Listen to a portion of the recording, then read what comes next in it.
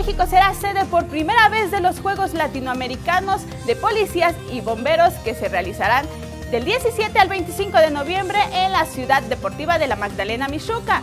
Ayer en la Secretaría de Seguridad Ciudadana estuvo Robert Thomas, presidente del comité organizador, así como policías que ya han participado en esta justa.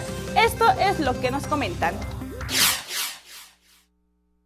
La ITP siempre ha querido ofrecer a policías y bomberos latinoamericanos un evento especial donde se pueden reunir, competir entre ellos, aprender y compartir experiencias. Esos juegos son un evento deportivo de tipo olímpico donde policías de alrededor de 25 países del mundo participan en más o menos 20-25 disciplinas.